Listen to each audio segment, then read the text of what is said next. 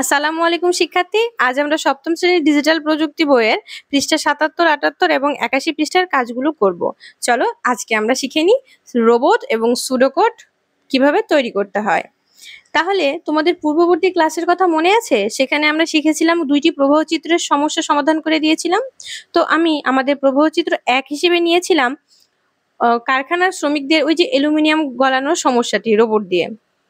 প্রথমে শুরু করতে হবে। শুরু করার পর রিমোট কন্ট্রোলের তাপমাত্রা বৃদ্ধির নির্দেশ দিতে হবে এবং তাপমাত্রা বৃদ্ধিকরণ করতে হবে। তাপমাত্রা বৃদ্ধিকরণের ক্ষেত্রে তোমরা তো জানোই এরপরে কি, এটা প্রক্রিয়ার পর এটা সিদ্ধান্তে আসবে। সিদ্ধান্তের ক্ষেত্রে কি সিদ্ধান্ত নেবে? লক্ষ্য তাপমাত্রায় পৌঁছানোর সংকেত। যদি সংকেতটি হ্যাঁ হয় তাহলে কাজটি তো শেষ হয়ে যাবে, আর যদি সংকেতটি না হয় তাপমাত্রা আবার বৃদ্ধি করতে হবে, পরিশেষে শেষ হবেই। যখন শেষ হয়ে যাবে তখন তো আর কিছুই থাকতেছে না, তখন এটা থেকে তোমাদের সুডোকোড তৈরি করতে বলা হয়েছে এই অ্যাসাইনমেন্টে। তো চলো এটা সুডোকোড তৈরি করি। শুরু। ক যদি নির্দিষ্ট তাপমাত্রা শনাক্তকরণ হয়, যদি ক হ্যাঁ হয় তবে তাপমাত্রা প্রয়োগ বন্ধ, এই চিহ্নটা তোমাদেরকে দিতে হবে, অর্থাৎ কাজ শেষ। অন্যথায় আবার তাপ প্রয়োগ করতে হবে। শিক্ষার্থীরা যদি আবার তাপ প্রয়োগ করো তখন কি কাজটা শেষ হয়ে যাবে। তো এটাই হচ্ছে ১ নং এর সুডোকোড, যে ক ধরে নিতে হবে নির্দিষ্ট তাপমাত্রা শনাক্তকরণ, আর যদি ক সমান হ্যাঁ হয় তবে তাপমাত্রা প্রয়োগ বন্ধ হয়ে যাবে এবং কাজ শেষ হয়ে যাবে। অন্যথায় আবার তাপ প্রয়োগ করতে হবে, তখনও কি হবে, কাজ শেষ হয়ে যাবে। শিক্ষার্থীরা তোমাদের মনে হয় ২ নম্বর প্রবাহ চিত্রের কথা মনে ছিল।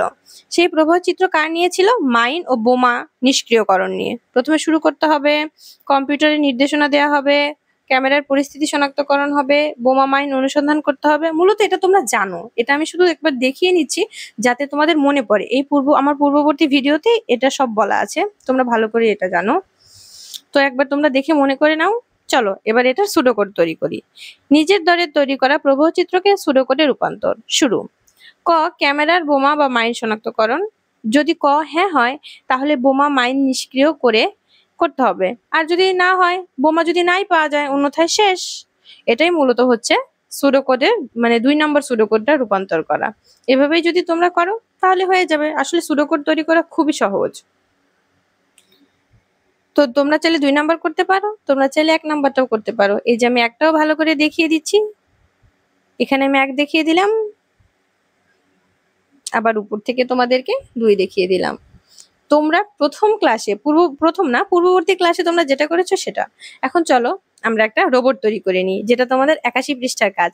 সেখানে তোমাদের কি বলা হয়েছে?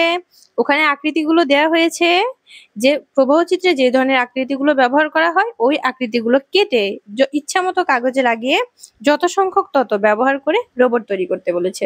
দেখো তো আমি এরকম রোবট তৈরি করে নিয়েছি।